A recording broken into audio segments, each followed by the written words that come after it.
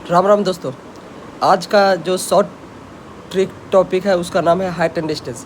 आप लोग को हर एक एग्जाम में, चाहे वो एसएससी हो, रेलवे में हो, इसमें 2 नंबर का आपको क्वेश्चन, 1 से 2 नंबर देखने को मिल सकता है। तो आपको करना कुछ नहीं है, आपको सिर्फ एंगल का जो रेशियो है उसका मान याद रखना है। एक डबल एंगल पर आता है, एक सिंगल एंगल पर आएगा। तो सिंगल एंगल वाला तो ईजी होता है, डबल एंगल वाला थोड़ा सा याद रखिएगा कि डिस्टेंस निकालना हो, हाइट निकालना हो तो कैसे याद करेंगे। तो देखिए, सबसे पहले इसमें 3 एंगल के बारे में बात किया जाता है। इसमें हम ए को 1 से रिप्रेजेंट कर रहे हैं। तो जैसे अगर हम एक फिक्स एंगल है किसी भी हाइट एंड डिस्टेंस, क्या होता है कि एक पेड़ रहेगा तो सीधी रेखा में रहता है, तो वो क्या रहेगा, 90 डिग्री रिप्रेजेंट करेगा। अगर एक कोण 30 डिग्री है तो ऑटोमेटिक है कि दूसरा कोण 60 डिग्री हो जाएगा। तब तो एक ट्रायंगल का मान कितना ओवरऑल होता है, तो 180 डिग्री।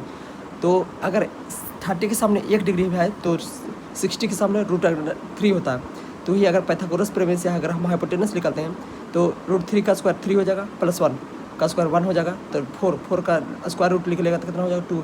तो इसका जो निकला मान कि आपको 30 के सामने 1 हो गया, 60 के सामने √3 हो गया, और 90 डिग्री के सामने 2, ये हो गया एंगल। उसी प्रकार से अगर एक एंगल 45 है तो ऑटोमेटिक है कि दूसरा एंगल भी 45 होगा, और उसका 90 डिग्री के सामने कितना होगा, √2 होगा। एक 45 के सामने 1 तो 45 के सामने 1, बेस भी 1 हो गया, आधार भी 1, हाइट भी 1 हो गया, तो उसका जो हाइपोटेनस होगा कितना होगा, √2 टाइम्स होगा। और इसी प्रकार से याद रखना, इसको भी इंपॉर्टेंट रखना है कि अगर 15 डिग्री के सामने क्या होता है, छोटा एंगल है तो छोटा मान होगा, √3 - 1। वही बड़ा मान है, बड़ा एंगल है तो बड़ा मान होगा, √3 + 1। और उसका जो हाइपोटेनस निकलेगा स्क्वायर करके दोनों का a² + b² करके करिएगा तो इसका आएगा √2।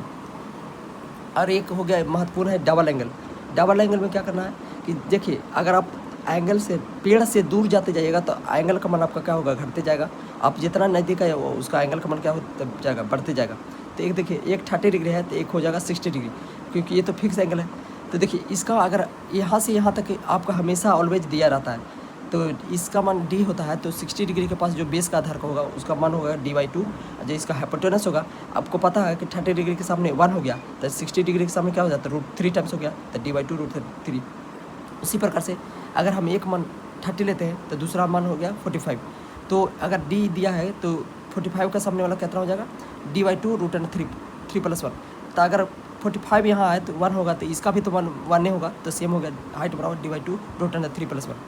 और उसी एक महत्वपूर्ण एंगल है 45 और 60 का। अगर यहाँ डी है तो यह 30 है, 30 के सामने d/2 √3 + 1, तो 60 के सामने क्या होगा, खाली √3 टाइम्स हो जाएगा, क्योंकि आपको पता है कि 3 के सामने 1 होता है तो 60 के सामने √3 + 1। याद रखिएगा, बहुत इंपॉर्टेंट फॉर्मूला है।